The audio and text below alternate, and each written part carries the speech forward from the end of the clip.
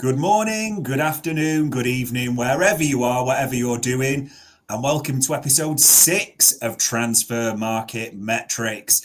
It isn't a million miles till January, people, and this time we're looking forwards, attacking options, because there's quite a few links, there's quite a few to talk through, there's quite a few that we may or may not like, so let's see what tickles your fancy.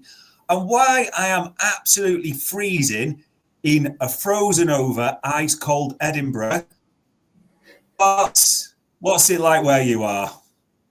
Sometimes you just don't want to know, mate. But it's 24 degrees and it's just past 9 o'clock at night. So yeah.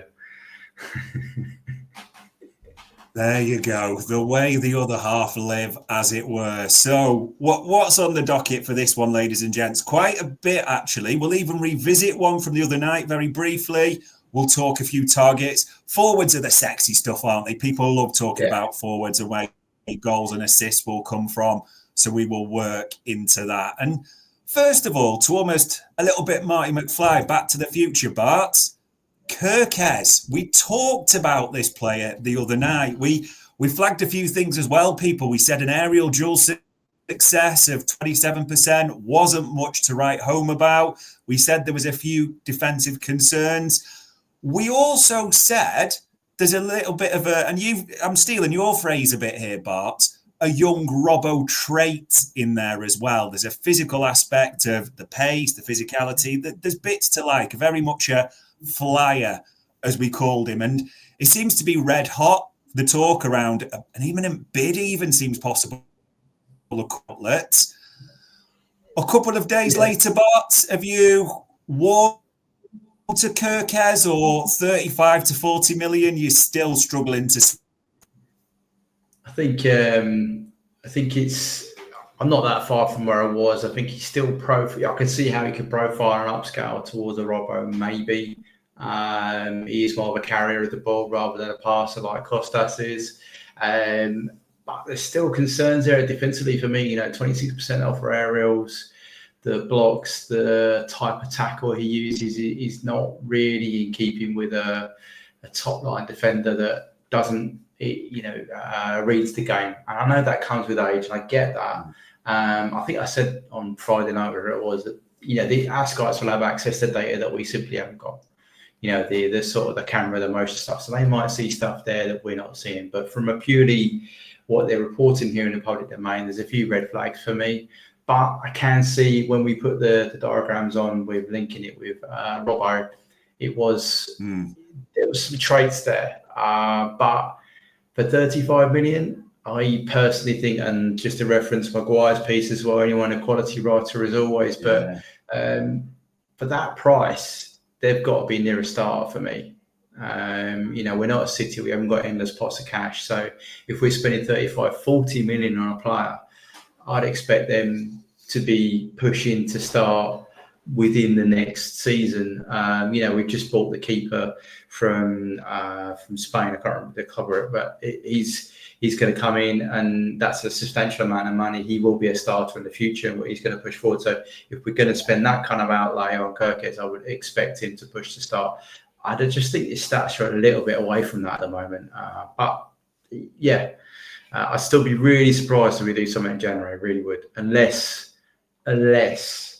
someone's come down and put a lot of money on the table for Costas. Yeah, I think it's fair, and it's a good shout out, because just in case you haven't seen it, people, Sam Maguire's Patron is free. He's on a 7-day trial. He does write about it today and does make a good point there that for a 40 million left back, you need them to be brilliant or expect them to be a starter for the next decade, which it could be possible. The stats we introduced, they're not quite exactly there, let's put it that way. But we will see what develops with Kerkez. And Bart, tonight, we are talking forwards, aren't we? The sexy stuff. People love goals and assists. They are what light up games. There's 3 we're going to look at specifically. And we're going to start with probably the hottest name, I think it's fair to say, with a lot of people. Omar Marmoush, the Egyptian forward, Frankfurt forward as well, who on the surface seems to be banging in goals and assists galore. So I am genuinely interested. What does his wagon wheel and what do the stats say for this one? So, as usual, we'll always start with some really public domain stuff in F-Brief. When I'll put a few of the definitions on the screen if you don't know what they are already. But I mean, his defensive numbers there, yeah, okay. We're not really gonna, they're not going to write home about, are we? So, Ariel was 14th. He's in the 60th, around the 60th percentile for blocks, tackles, interception. But that's not what he's inside for. So in terms of what he does with the ball, should we say in the middle third, passes attempted, completed, is in the 60th percentile. Okay, so he's playing further forward, so you want a player to take risks. So there's an element there where that's mitigated against. That's not horrendous. That shows you that he's put in positions to take a player who want to have create instability in the opposition system, and that's also borne out in the take-ons. So successful take-ons is in 94th percentile. So what he's doing is he's having a risk element. He's taking a player on, and then he's getting an outcome potentially. Touches in the opposition box, 87th percentile. So again, really high. Gets the ball, carries it, which is what he carries in 80th percentile. Progressive carries 95th percentile into the box, has those touches in the penalty box, and then looks to make a pass around there. Remembering progressive passes received are generally in that final third or in over 25 meters towards further goal. So this kind of suggests to me that he's picking those up in those dangerous areas and driving it into the box to create a goal scoring action, should we say. And that bears fruit up here when we look at his assists, 99th percentile for all forwards in this last year. That's an astonishing stat for someone playing not a top side in Germany. Top side, you know what I mean? Like the big two are away, aren't they? And then there's a bracket in the middle. So that's no disrespect to any fans out there at the club, but that's just the way it is. Then you've got non-penalty XG and XGA is an 80th percentile, still very, very good. Shot creating actions, 97th percentile, so 4.4 per 90. Now that's a very, very good figure. He's probably the fulcrum of their side. I obviously don't watch a lot of German football, but from looking at these stats, he looks like he's the creative fulcrum from their side and the goals going out. So that is where you are. If you wanted to look at Mo Salah's in the same sort of period, again, Mo's even worse is a relative term. Defensively, Mo's not very good, but Mo's all in the 90s here for most of the attacking metrics, non-penalty XG 85th, and shot creating actions. He's 4.9, whereas Marmoush was 4.4. So again, they do profile similarly, should we say, with different, slightly different volumes of where we are. Again, Mo takes risks in those final thirds. So he's down in the 44th and 30th percentiles for passes attempted and completed, whereas our man that we're looking at here is in the higher end of that, so 20% higher up in the percentile. So yeah, I would suggest this is where we looked before. We were a little bit concerned about the profiling. This, I can see why they've started to profile this potentially as a Mo replacement or one of our forwards replacements. Okay, it doesn't have to be Mo, could be on the other side as well. If we look at the dashboard we created for him, so key bits for here to look at in terms of his passes per minute received. So he's in and around the 2.5 a minute here, which is good. Shots in every single quarter, breaking it into 15-minute quarters, which is good. Again, being the fulcrum of a side, that's what you'd expect. He's involved in, if I just blow that up, he's involved in the very low passing chains, but that signifies that he's in that counter move, which again, if you look at a lot of our play on the slot, Mo is involved in similar kind of moves. So that profiling of the moves he's involved in, what he's being asked to do with the ball when he receives, is similar again. It gives me hope that he's probably on the right lines. If we look at what he's doing in the key half spaces and zone 14, so he's got entries on both sides, which tends to suggest he can play both sides, which is good. His FB profile says both feet as well. So he's got progressive on the left, and he's got just a successful on the right. And this is just one game. So, but he's doing about 4.4 of those games. So that's a good level. We start looking a bit more in the stats about him. Pulling him out from this one example. So he only got about 10% of that team's possession. Okay, but what he did with that, he created nearly 31% of their EPV, which is an astonishing ratio when you think about that. He's only got 10% of the time on the ball, and yet he's produced and actually only 7.4% of the on-ball time for that team, and he turned that into 30% of their EPV. That's a great. His duels as well, 80% duel rate. So off the ball, not bad. That's certainly better than his FB profile when we were saying. Just to bring down to where he is here, so he's above average for shots, obviously, bang on average or above average for EPV, and the rest of them, in and around for the forward compared to what he's doing with his teammates going forward. So, but as our forwards are and the way we ask them to defend as well as attack, I think it's important sometimes to look at that side of the ball, particularly in the slot where we had 4-man press. So we go to a 4-man press and two in the middle. So he will be asked to do some of that. And here he won 100% of his EPV that he was actually asked to do. So for what he was asked to do, which is not a lot, it's 10 of what the rest of the team. He did do the job he was asked to do. If you look at the PPBDA for where he is, what he was asked to do from defensive actions point of view, again, mirroring a balanced approach from both wings there with the similarities there. It's about 4% there and it's about 6% there. So again, asked to do. He's not just left there and as an attacker. He is putting the workload in off the ball as well. So from my perspective, just looking at, he's one of the few that actually appears on an XG chart on his own, which is good. And his shot actions in this game are all from the right side. Again, if you put that in a Mo Salah game, that's in and around the area Mo Salah's asked that he's taking shots at the moment. If you think about the winner against Brighton, was in and around this area here.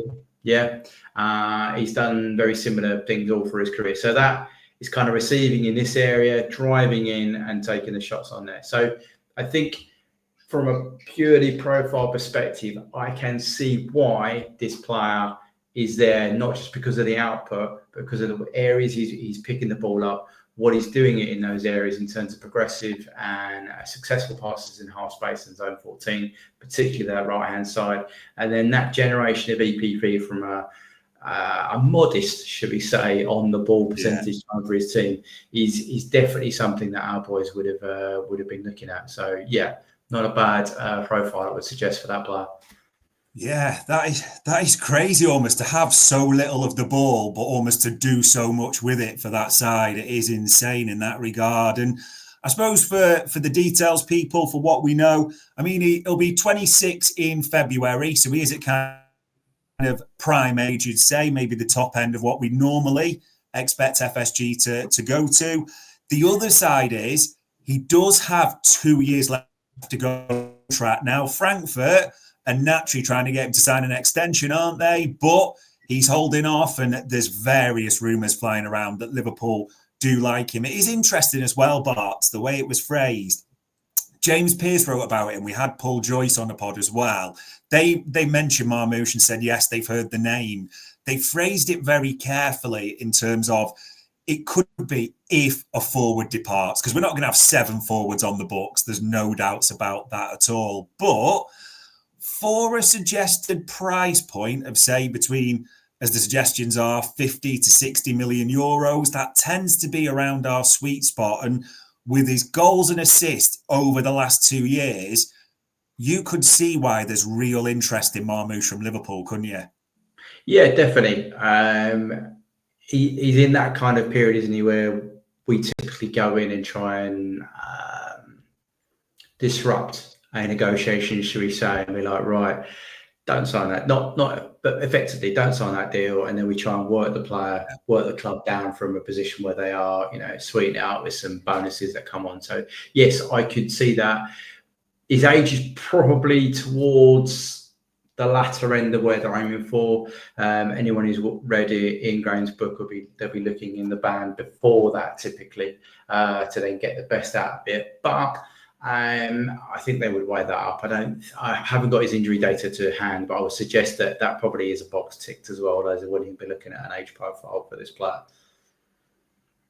Yeah, and he is in that also camp, people. I'm sure you've clocked it. Like Mo Salah, one of those players, the very few that's got 10 goals and 10 assists this season as well. And even last year, he did have 18 goals and numerous assists. So, yeah, it would be absolutely zero surprise if a forward departs.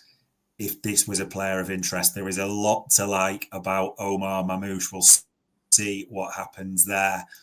These two that are on the docket, Bart, these are interesting names that have come about recently. And I get the feeling as we say these, some people will be, these aren't the most fashionable, but it's as we do on this show to look, could these be stat-based signings? Because the likes of Jota aren't always the most sexy on the eye, but look at what the data analysis guy said, and people look how well when he's fit, Diogo Jota's done. So I am intrigued by these two and how the stats and metrics bear out. So we'll have a look, and probably Mbeumo's the interesting one to start with, because with Mbeumo, he is scoring a few goals for Brentford. He tends to get them early. There've been talk before about him. I am genuinely interested to see how he stacks up stats-wise. So we did look at him in the summer, and I think we concluded that he profiled okay, and he might be ready for that next step. So this would be interesting to see where we are. Always important with F-Brief, where they've got multiple positions, that you click the right tab for those who are following on their own, because his profile looks very, very different when you compare him to wingers, for example. If we're comparing him like for like, we have to click on the forwards tab, which is what Mo is. So forwards, to be fair to him, he is a lot better. I mean, when I say he's exceptional off the ball compared to Mo and Marmoush, sorry. He's in the 70th, 84, 57th percentile for attacks, blocks, and interceptions. Wow. Now, some of that will be mitigated by the fact that Brentford play a very different style to Liverpool and Frankfurt. Yeah, so they're very, very different teams. Brentford don't carry a player, so you'll often talk about us on UP saying you can carry you got a piano, will carry a piano player if you like. So 9 players, about 2 players. Brentford don't really have that, so he will be asked to do his fair amount. So that might be why in some of the defensive metrics that's showing up. In the sort of the passing, his passes attempted a 90th percentile, and his pass completion is 30th. Which is a little bit of an odd comparison. That suggests that he takes a lot of risk with not a lot of reward. Whereas Marmoush was in 60th and Noah was in 40-40. So that kind of a balanced approach. This is a little bit of the way around. But having said that, his progressive passes, carries, and take-ons are in the 90th or 80th percentile. So that's a deep, and he's receiving a lot of progressive passes as well. So the area which is a slight concern if we were looking for a like replacement for Mo or one of our forwards is penalty box touches, which is in the 30th percentile. So he's not receiving the ball in the area or getting into the area that we would expect one of our forwards to end up. So typically we either go for our left triangle for attack or our right triangle attack. The other side endpoint is in the box. Yeah, so you can't be out for both. So, and you'll have a wave of attacks that'll come down the left and right will end up. They come down the right, they go to the left. This suggests that he doesn't end up in the box a lot in the end of it. And that also suggests if you look at his shots, he's in 7th percentile for shots. So only 1.83 per game. If we look at Mo's shots, he's at 3.83 a game. So again, I would say they're profiling, whereas in the summer, there is trace of being similarities. I would suggest he's changed his role a little bit for Brentford this season. And he's doing some different things. It's not all bad. I'm not, shot creating actions. He's in the 85th percentile. He's just doing it in a way that our Liverpool forwards don't generally do, I would suggest. And if we look at his profile, which I've done, so typically he's in and around 2 to 1 passes every minute in a 15-minute block, which is lower than previous. and lower than Mo for sure. In terms of where he's playing on the right side, which is fine, and he's got very limited volume in these key areas, but they are progressive. So he's made 3 progressive passes there in a time zone, which that's probably a high. We can check out what that means in terms of his analysis of it. So actually, what that turns out to be only 11% of their EPV. So whereas Marmoush was looking at what about 7% of on-ball time to 30% EPV. Yeah. Mbuemo is on 5.3% of on-ball time and only turning that into 11% of EPV. So it's different profiles. Mm-hmm. He's only got 50% dual rate as well. So for all of those metrics that are showing up in the defensive side of it, he's actually only turning into 50%. He has got 100% dual success rate aerially though. But and defensively, we look at how he does defensively. So yeah, 100%. That's fine. That's blocking threat.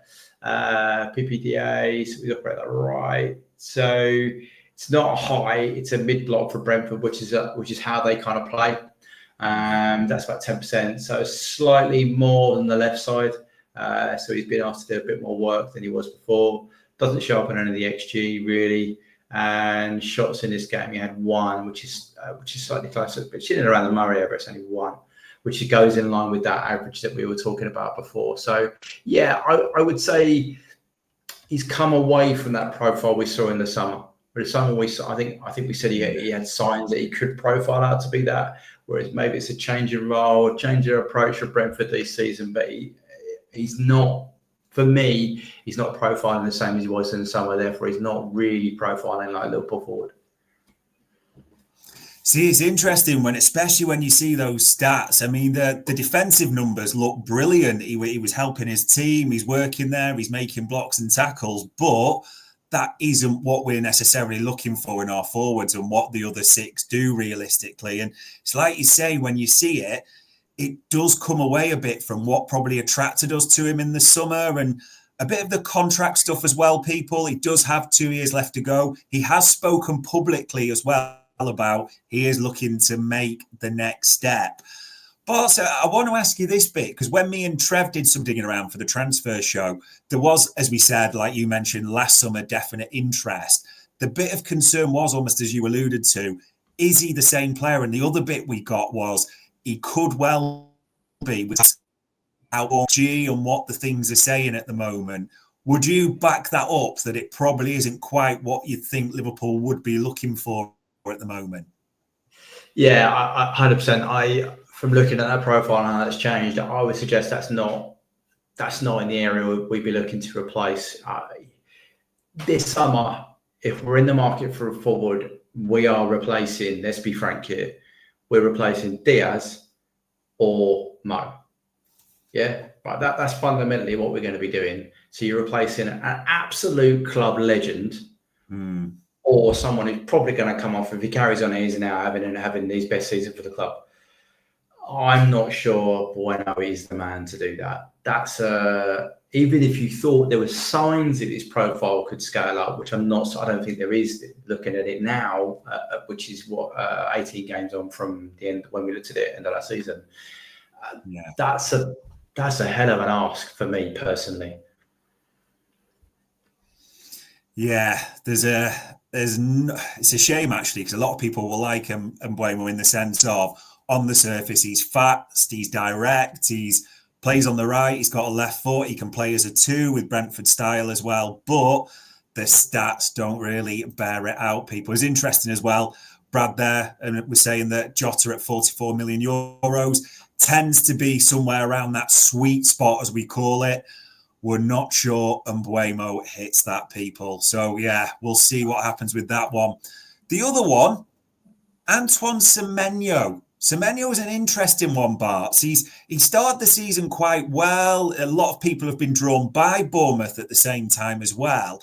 And I won't give too much away, but a lot of suggestions that the Ants be keeping an eye on him. But we're about to find out, is that worthwhile?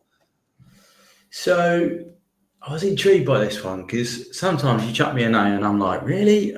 Okay. And I'll go and have a look.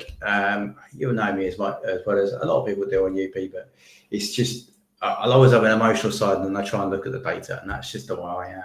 But defensively, very, very good. 99th percentile, 92nd, 99 for blocks, clearances and aerials. Again, you could argue that's the way the team he's playing for, a slightly different opposition. You've also got to look at the way he's profiled here for F brief, which is an attacking mid-winger, not a forward. So it's a little bit different in terms of what he's being asked to do. So this is where it gets a little bit interesting, and I will do a little toggle in a minute to show that even more. He's being asked to carry the ball from what I'm seeing here. He's not being asked to pass. Yeah, so he's in 50% of passes attempted, so he's not passing the ball a lot. He's pass completion, therefore, is in the 15th percentile. I mean, 70% impact, but it's not for a comparative with those players. It's not there. Progressive passes, he's just not really attempting them. 16% is 2.6 a game. That's nothing. But if you look at the carries, he's at 4 a game. He's at successful take-ons, 2 a game.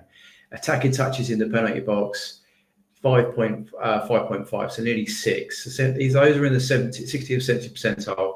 Progressive passes received, so again, he's on the end of a move, 60 percentile. So that's a little bit better. If we look at his non-penalty XG and his shots total, 91 percentile for his shots. So he's shooting a decent volume there. And his XG in the 80s, could do it a bit higher. But what I'll do for those out here is I'll put a comparison on. What we'll do, if we could do, Mo Salah's not going to show up in it. See if it does, goes to Mo's one. So we go here. There we go. Here we go. So how does he profile compared to Mo? And that's where there are some similarities. So there's a spike there. The Blues Mo take-ons. So Mo this season is progressively passing it more. So that's where he outperforms Semenyo. But in terms of his progressive passes, defensive side of it, obviously a lot better than Mo Salah, because Mo doesn't really do that anymore. And this is where Mo excels. But there is a little bit of there's some, I mean, it's a way off. You're talking 30% percentile points, but there's a little bit of a profile there. If we break it down into the pack and look at what we've got for him in terms of as an individual comparing the rest. So passes wise, yeah, he's about Mbeumo level, about one a minute in that period of time. But then Bournemouth don't have the ball a lot. This was against City this game, so not that unexpected.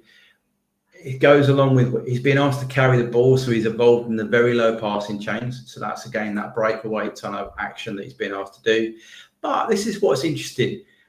This is, as I said, this is the zone 14 and half space passes attempted, successful, progressive. That's the most out of all three that we've profiled today. So he is in and around these areas. He's got 1, 2, 3, 4, 5, 6 progressive passes across the game. A lot of them are into zone 14. Okay, now how that could be good for us is typically the way we end up attacking is we have an outlet on the left triangle. It then comes across into zone 14, and then that ball is either fed in behind for our 9 or it's played out to Mo. So the fact that some of his movements he's in are already in that kind of pattern is not a bad suggestion. Yeah, we'd like to see more volume, of course, but it's not that bad. That's a good position to be in for a player we're looking to profile. We look at what he does. So he's on the ball 10% of Bournemouth's time and 9% EPV, which is more than Mbuemo did, but less than Marmoush. So somewhere not quite in the middle, but towards the not quite as extreme as Mbuemo in terms of not doing it. But his duel rate 84%, so off the ball, good. Yeah, that's a good place to be. We look at EPV. What do we do in terms of stopping? So look at here. So 94% again, not bad. If you're going into the players that he would be competing with, Mo and Diaz don't stop that much between the two of them. So again, that's some good habits to be in. And in terms of defensive actions, he's actually in a dominant area of the pitch for Bournemouth. So, yes, you could say who was he up against that time, maybe, but he still went and did the job for his team in those areas, which is an often overlooked quality when you're playing for those lower sides. So, XG, does he show up? Yeah, he has his own XG chart as well because he scored. So that's good. And his shot actions are in the central areas or to the left. And if you know anything about our shot profile this season, we have been tasked with A, shooting in the box, tick, and shooting within the width of the goal, which is 2 out of 3, tick. So I would suggest that is an interesting player to be linked with. There are some signs that could turn out to be a good profile. The only slight caveat is he's Ghanaian, isn't he? So the African Nation Issue Cup would be something else to consider going forward. In terms of availability. But yeah, in terms of the pure statistical look at it, there are some good signs there, I'd say, in that profile. Interesting. Someone saying there, thinking need to set, 15 million. I'm guessing that would be euros, possibly, ceiling on any purchase. Semenyo, and you can tell me if I'm wrong on this, Bart, because there was a few things that struck me, because it is probably one of those names people will be like, meh, it's not the most fashionable. But when we actually analysed him, he does carry the ball a lot and very well. He does get in and around that zone 14 and makes things happen. He did, like you say, get the goal against City. And actually with his shooting, he does it in the right areas, in the right style that Slot's looking for. Yeah. Is this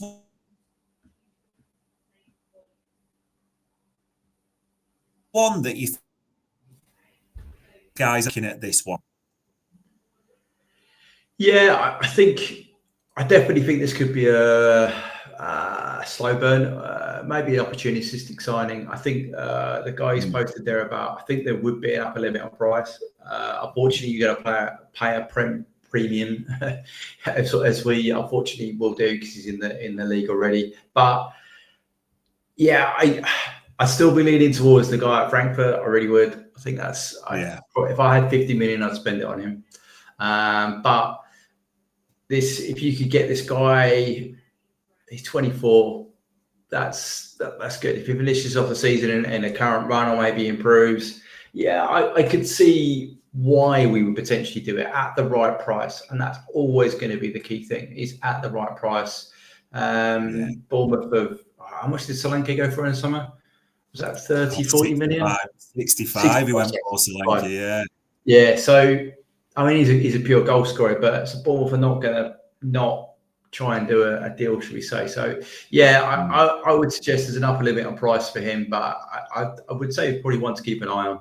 And I would suggest as well, this would be one that they could leave. So if they don't go and get a top target, this guy I think they could go in late and get. Yeah. It is an interesting one, people. So just in case you kind of missed any bits, we had a look. And Mbeumo, unfortunately, may well have moved away from the stats that we wanted and where we were looking in that regard. Semenyo, there's definitely something to look at there. Doesn't mean top target or anything, but a lot of profiles and metrics, you can see why the analysts and the guys will be looking at him.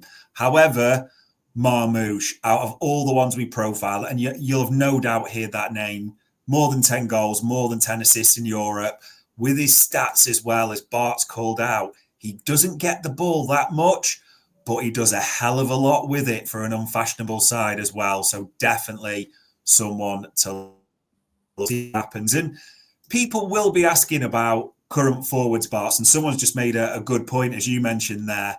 And Mbeumo and Semenyo, the AFCON Blues, unfortunately, will that factor in? And then again, Marmoush is Egyptian, so that's going to be something to consider there as well at the same time. It is a difficult one to read. This one, Bart, a couple of things I wanted to ask you, because you mentioned our existing forwards there. We got a bit on the transfer show that, and you mentioned too, Luis Diaz and Diogo Jota. Now, what we got was the similarities. They will both be 28 in the summer. They will both have 2 years left on their deal, which we know in time for sell or renew typically.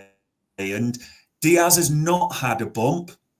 Jota has had a bump as well. So both 28, both 2 years, both probably looking for a renewal or an extension.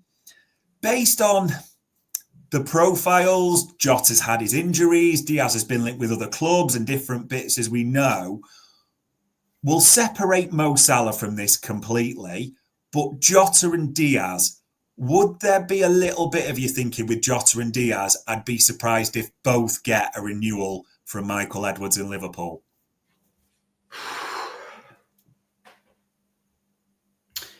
Yes and no.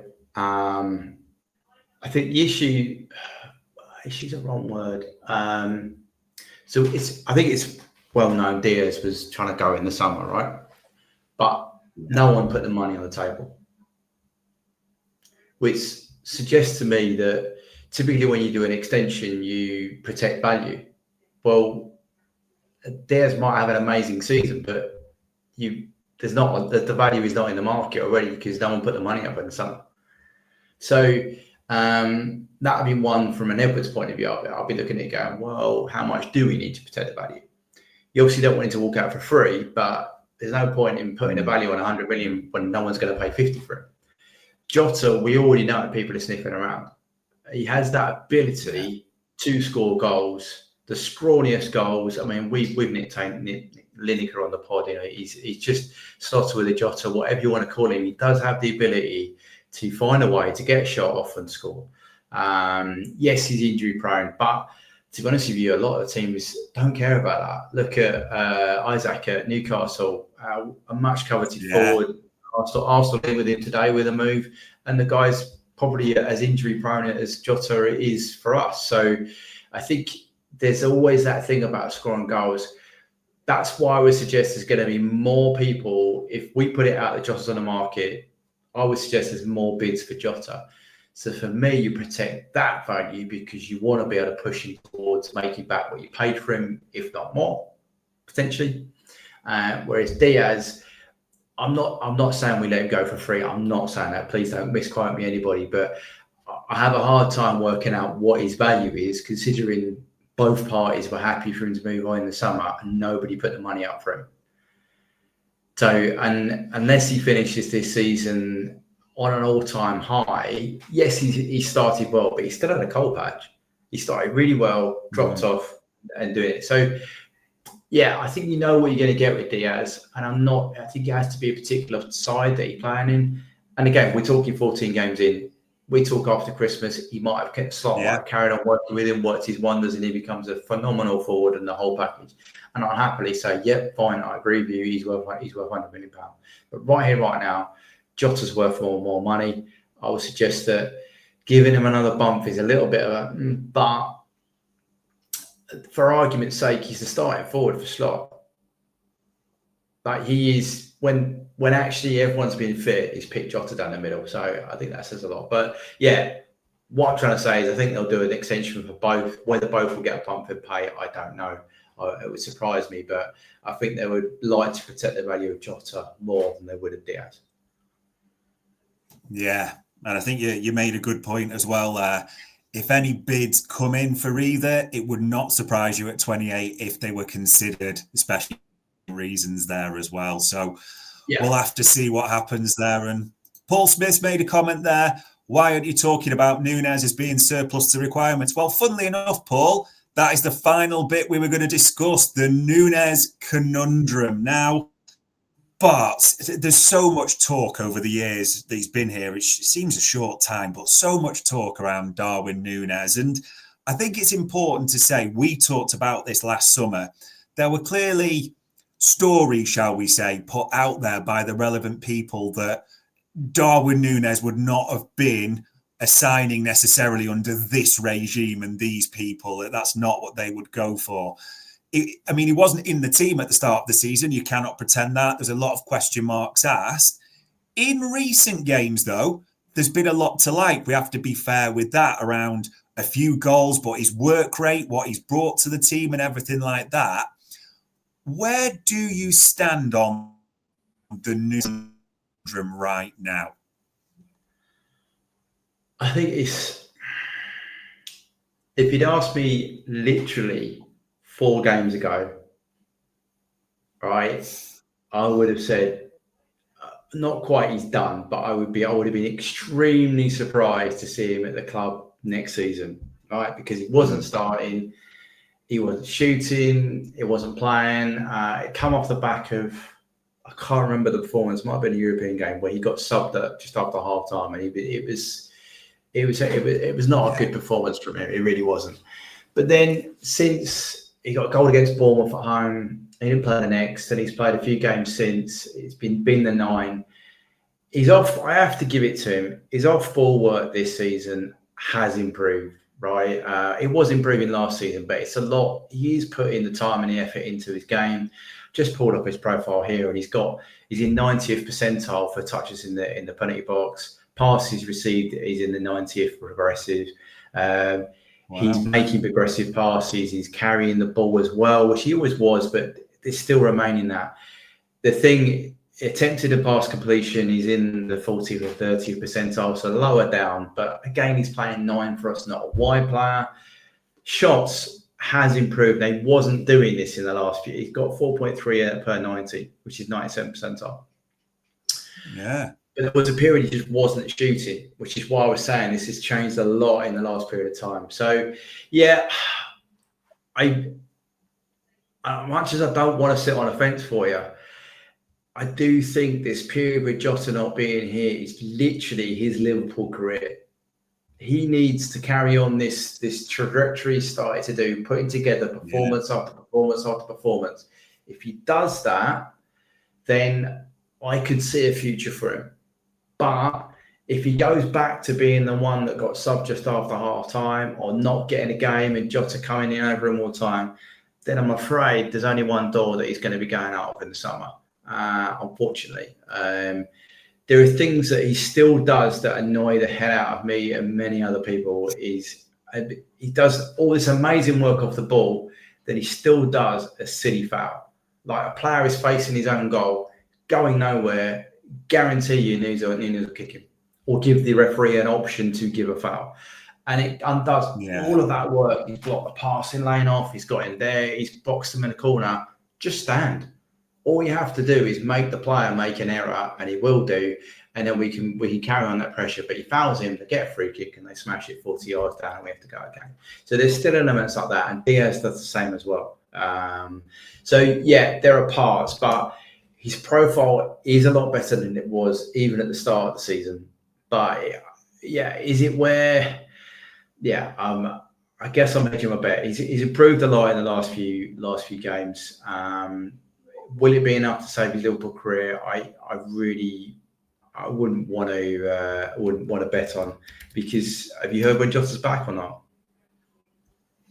No, we're waiting still, aren't we? We'll get something this week. Yeah, so that's the bit I'm still a little bit unsure about. But no, I think the problem that we as Liverpool fans have with Jota, I'm just going to show you actually the two of them compared over the top if I can get that to work.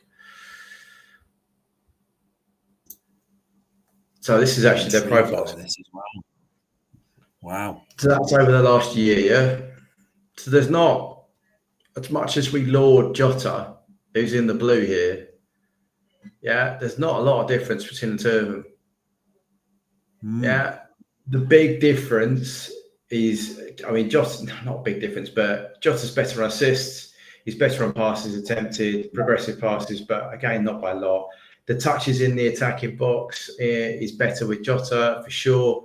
But I suppose the key thing, and to be ultra critical of Nunez, is his goals, isn't it? And they're, even at the last game, I think Nunez scored a difficult chance straight away, had another chance against Villa, and skied the big chance. He still has a bit of an unfortunate knack of missing big chances. But as I said, if you'd asked me four games ago, I'd have said no. I think his time's coming to an end. On the back of the last couple of performances, there are some green shoots there, but he's got to carry that on. He can't. He's done this before as well. He's had a run of games before and it's been like, okay, right, we're moving, we're making progress. Yeah. And then he slipped off again. So for me, I hope he realises that it's not quite last chance to him, because we're going to need him. We've got 20 odd games, 20, 30 games to play. But yeah, it's getting close that he's going to need to carry on what he's doing at the moment. He's going to have to keep shooting at the level he's shooting, if not a little bit more. You know, Mo's at 4.4 shots a game. He's at under 3. So, you know, yeah, there's things he needs to carry on doing. And we'll see where we are. But yeah, I think the two of them are so linked. So if a bid comes in for Jota in the summer, that's the link, isn't it? Are they going to keep Jota over Nunez? I'm not sure. Don't know whether that answers your question. Will be interesting to see. It's so difficult. It really will with these existing forwards. So, ladies and gents, I mean, there we are. We're pretty much at the end. We ran Omar Marmoush from Frankfurt. There is a lot to like, people, but can't have 7 forwards, so we'll see what happens. And Mbeumo, yeah, the stats aren't really where we want them to be, particularly maybe moving away from what we liked last summer. Semenyo, an interesting one, not the sexiest of names by any means, but there's a lot to sort of play with there, and it wouldn't surprise you if he was on the analyst list. The existing forwards, Jota and Diaz, both 28, both 2 years left in the summer, a few question marks. And as we said with Nunez, the last 4 games have been positive. Whether he can replicate that may just dictate what happens with his Liverpool career. So there is a lot of questions around the forwards, but hopefully we have answered a good few of the questions you had around Marmoush, Mbeumo, Semenyo. And even we got a little bit of bonus from Bart where he gave us the overlay of just how similar Jota and Nunez are. So we'll see what happens with the existing forwards, which brings me to the end. And all it leaves me to say as ever is, Bart, for the time, the insight, for the wagon wheels and for the stats, much appreciated, pal. No worries. And ladies and gents, that was the transfer market metrics for Anfield Index.